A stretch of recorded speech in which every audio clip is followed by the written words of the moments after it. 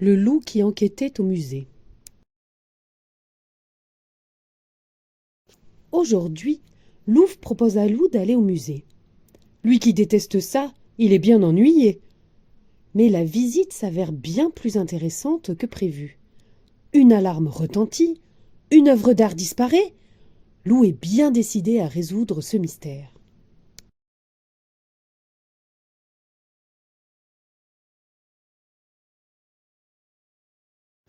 Le loup qui enquêtait au musée. Texte de Oriane Lallemand, illustration de Éléonore Tuillier, aux éditions Ozu. Il était une fois un loup qui n'aimait pas aller au musée. Les musées, c'est ennuyeux, répétait-il autour de lui. Mais voilà qu'un matin, tous ses amis se présentèrent chez lui. Aujourd'hui, on t'emmène au musée, lui annonça sa louve chérie. Lou fit la grimace. Mais comme il était très amoureux, il dit oui.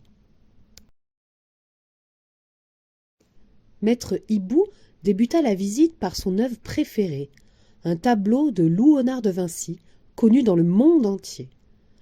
Ce tableau a été peint vers 1503, commença-t-il. Vous pouvez y admirer une mystérieuse beauté. C'est vrai qu'elle est jolie, chuchota Valentin en se tournant vers Lou. Mais déjà, Lou n'était plus là. Dans la salle d'à côté, Lou s'était arrêté devant un tableau. Surpris, il pencha la tête pour mieux le regarder. Est-ce qu'il voyait mal, ou bien est-ce que cette toile était vraiment spéciale?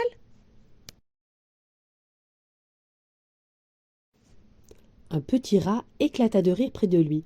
C'est un portrait peint par Pablo Picasso. Allez, ne fais pas cette tête-là, et suis-moi. Aussi vrai que je suis Barnabé, gardien de ce musée, nous allons trouver une œuvre d'art qui te plaira. Joyeusement, Barnabé entraîna Lou dans la pièce suivante. Voici notre collection de sculptures. Certaines ont plus de 1000 ans, d'autres à peine 20.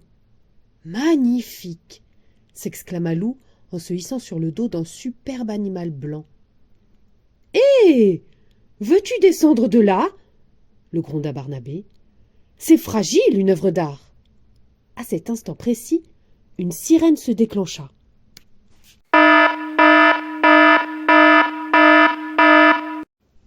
C'est la grande alarme du musée, s'inquiéta Barnabé. Je dois filer. Quelque chose est arrivé. Lou essaya de rattraper Barnabé, mais ce musée était un vrai labyrinthe. Découragé, il s'arrêta dans une pièce étonnante. Sur le mur, une inscription disait « Réveillez l'artiste qui dort en vous ». Lou s'approcha pour observer de plus près un paysage enneigé. Il connaissait cet endroit. N'était-ce pas les montagnes de l'Himalaya? « Au voleur! Au voleur !» entendit-il alors crier. C'était la voix de Barnabé. Guidé par les cris, Lou retrouva enfin le petit rat. Il était dans tous ses états. « Notre masque tibétain a disparu. Il est unique au monde. C'est une catastrophe. » Restons calmes, fit Lou en regardant autour de lui. Le voleur n'est peut-être pas loin. Ne serait-ce pas des traces ici?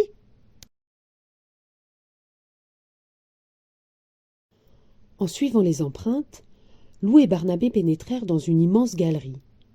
Impressionné, Lou s'arrêta devant une drôle de bête. « C'est un dodo, » lui expliqua Barnabé. « Une espèce qui n'existe plus aujourd'hui. » Lou en resta baba. Décidément, les musées, c'était plus intéressant qu'il ne le pensait. À l'entrée de la salle suivante se dessinait une ombre inquiétante. « Le voleur n'est certainement pas ici, » bredouilla Lou en reculant. « Ce n'est qu'un squelette de dinosaure, gros bêta, » le rassura Barnabé. « Allez, dépêche-toi, les traces continuent par là. » Lou s'avança prudemment entre les dinosaures.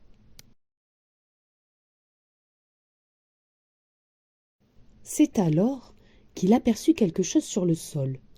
C'était un petit nœud rose couvert de poils roses. Il fronça les sourcils. Ses soupçons se confirmaient. Pensif, Loup se hâta de rejoindre le petit gardien. Barnabé l'attendait près d'une hutte. Sur le sol, il y avait des bols de terre cuite et des outils préhistoriques. Grâce à ces objets, on sait comment vivaient nos ancêtres, expliqua Barnabé. Et je viens de m'apercevoir qu'il manque un silex.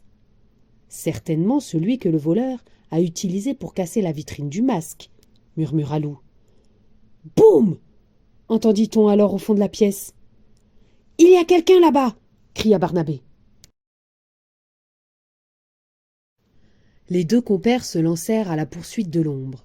À bout de souffle, Barnabé s'arrêta devant le sarcophage du pharaon tout en canine.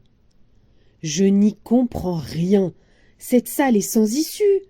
À croire que le voleur s'est volatilisé. »« Je ne crois pas, » fit Loup en tendant la patte vers le sarcophage. « Ah non !» se fâcha Barnabé. « Je t'ai déjà expliqué qu'on ne touche pas aux œuvres d'art. » Mais ce qu'il y avait à l'intérieur lui coupa le sifflet. À l'intérieur du sarcophage, il y avait Demoiselle Yéti. Elle tenait dans ses bras le masque volé. « Je me doutais que c'était toi, » soupira Loup. « Allez, Titi, sors de là !» Demoiselle Yéti éclata en gros sanglots. Je suis vraiment désolée, hoqueta-t-elle. Mais ce masque que ressemble tellement à mon papa, je n'ai pas pu m'en empêcher. Allez, allez, on ne pleure plus, fit le petit rat, ému. Nous allons le remettre à sa place, et personne n'en saura rien.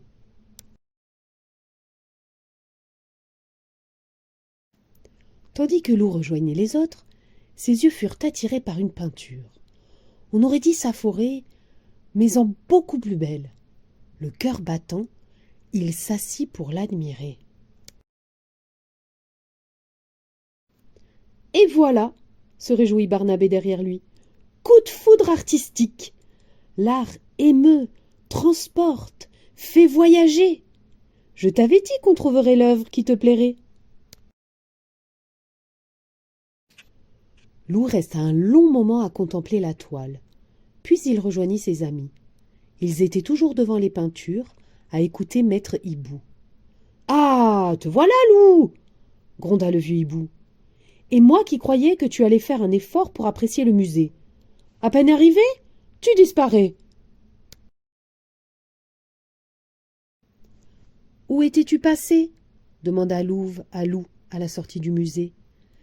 « J'ai grimpé sur un ours blanc, rencontré un dodo, échappé à un terrible dinosaure, résolu une énigme, et je me suis promené dans une forêt merveilleuse, » répondit Loup. « Vous aviez raison, les amis. Les musées, c'est passionnant. On y retourne quand ? Fin.